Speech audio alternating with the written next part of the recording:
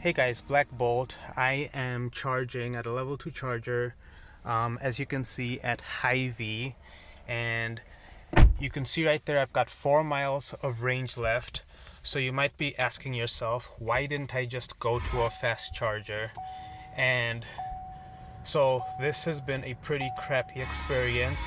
Part of that is my own fault, but yeah, so I'm going to just explain to you guys what happened. So as you can see, the car is charging 5-6 kilowatt hours.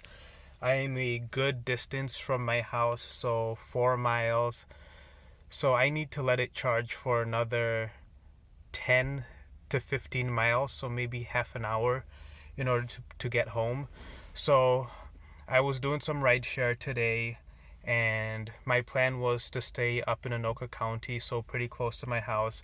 And my wife asked me to run some errands, go to a grocery store that's in Brooklyn Park, which is not in Anoka County. And so I ended up doing that, but in the process, that took me 15 miles south of where I wanted to be. And so 15 and 15 to get back home would be 30 miles. But since I was already down there and I was doing rideshare, I decided let me just keep on picking up people while I'm down here. And it's New Year's Eve, so there was a special bonus going on. If I do 10 rides, I would get an extra money basically. And so I got to 7 rides and I'm in Brooklyn Park, so I decided, you know what? Let me just accept the next ride instead of heading towards home. And I did that, and I ended up picking up a young lady who was headed towards Minneapolis. So I take her to where she's going, drop her off on the north side of the city, and now I am in Minneapolis, and I have about 21 miles of range left on the GOM with the heat on. And I look at Google, and it says that I am approximately 21 miles from home. So the reasonable thing to do, I suppose, at that point would have been for me to go ahead and start heading towards my house. But I decided, since I only needed 3 more rides to get this big bonus, let me just go to the charging station by US Bank Stadium. I know it works. I've been there multiple times. I checked on ChargePoint to see that it was working. And so I drive down to the stadium, or I drive down to this apartment condo building next to the stadium, and I activate the charger. Nothing happens when I plug it into the car. I try this multiple times. I try wiggling it. I try holding it. Still nothing is happening. And so I call I'm at ChargePoint right now, so I call Greenlots, is the one that I was at. And the reason I chose to go to this Greenlots one in downtown Minneapolis instead of going to one that was closer to the direction of my house is most of the fast charging stations around here have a $5 fee just to initiate, which is ridiculous. So I decided to go to the one that doesn't have an initiation fee, and basically my car wouldn't connect. And so I called Greenlots. They tried working on it. They reset the charger. Still my car wouldn't connect. And they tried to walk me through some troubleshooting, and they just couldn't figure it out. So I decided there's another Greenlots at a Goodwill in Fridley, Minnesota, which was about it was within range, let's say, and in the direction of my house. So at this point, I've now got 17 miles of range left, and this charging station is 7 miles away with the heat still turned on.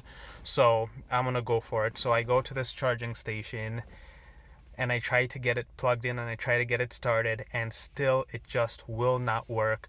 So I look at the charger, I look at the charge port in my car. Everything seems to be working fine. I look inside the charging cable, and there's some ice in there. So I chip at it, and I was able to get all of the ice out, but I still could not get it to connect to the car.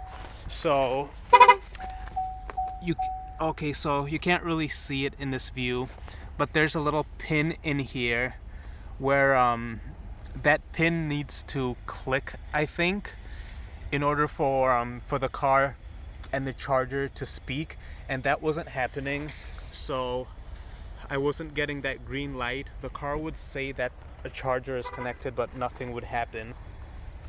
And as you can see, I'm at this particular charger and this pin is broken, so you have to manually lift it in order to get it to speak to the car. So I wasn't able to get that charging station to work either.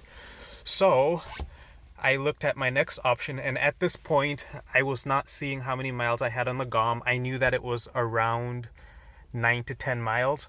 So I looked on the GPS to get from where I was in Fridley, Minnesota to this Hy-Vee in Brooklyn Park, Minnesota, and it told me, and this Hy-Vee, by the way, is in the very northern part of Brooklyn Park, close to Champlin. So, but basically it told me that I was 8.4 miles away, and I know that I have 9.5 to 10 miles of range, so I decided to go for it.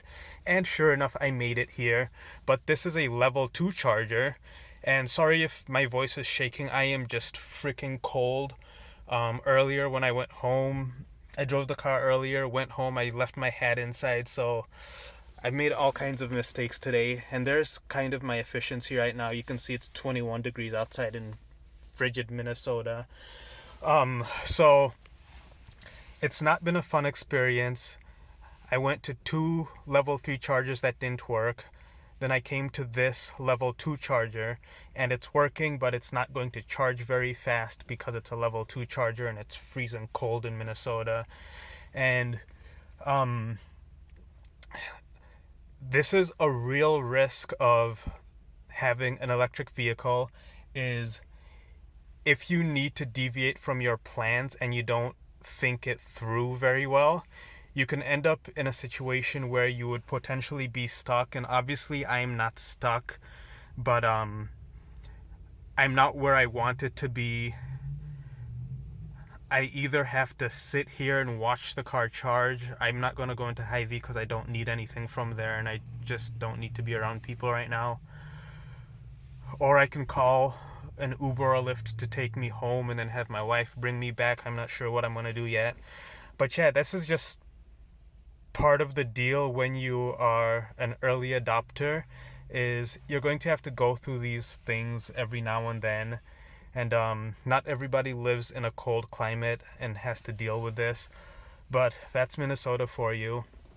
And as you can see, I have now driven this car 60,390.5 miles. And overall, the car has 109,412 miles. So this car is a workhorse for me. I still like it as much as I did when I originally bought it. I just didn't plan things out very well today, and that is a very real risk of these things, is if you don't plan it out, you might get stuck. And I'm technically not stuck, but I'm just not where I want to be, and I can't get home quickly. My wife is at home with the kids. There's a guest there. I called her just to let her know that I'm going to be a while.